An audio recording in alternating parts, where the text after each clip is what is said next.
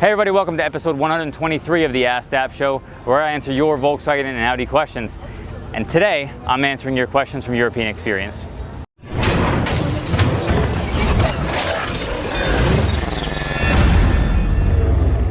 Okay, so for anybody not familiar, we are at European Experience. You can see Volkswagen's booth is actually behind us.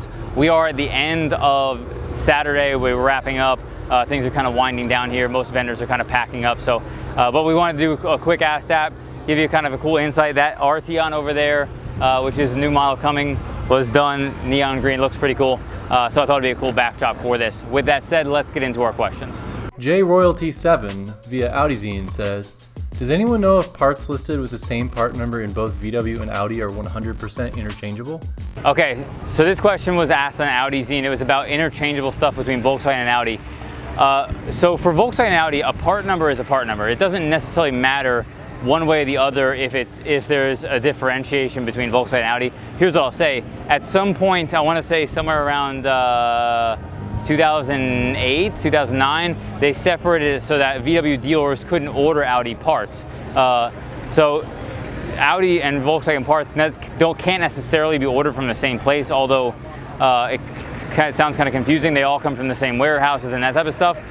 But a part number is a part number. So when it comes to ordering the part, if somebody has it that's going to be less, as long as it's a genuine VW and Audi, it's going to be the same part.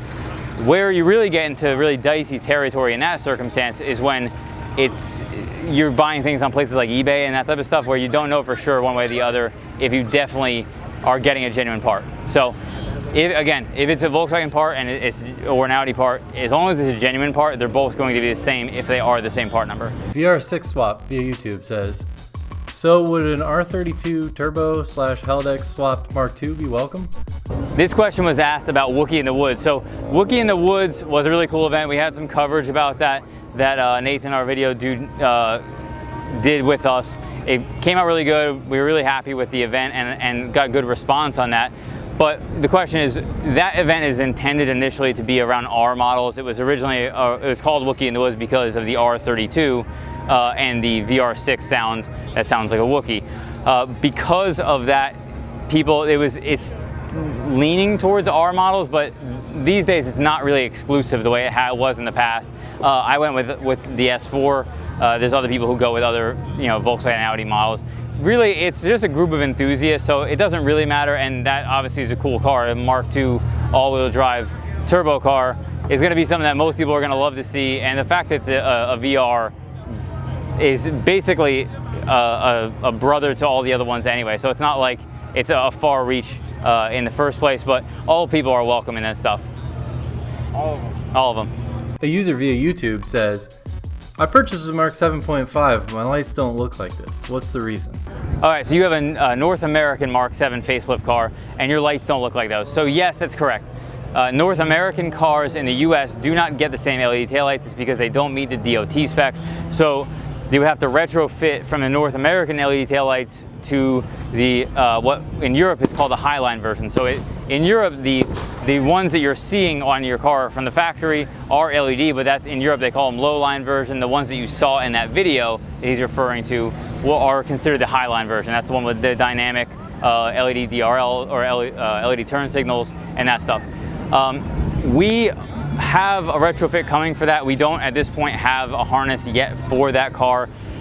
It is coming. It's developed. It's in prototyping, and then once I get the prototype, we'll be R&D'ing it.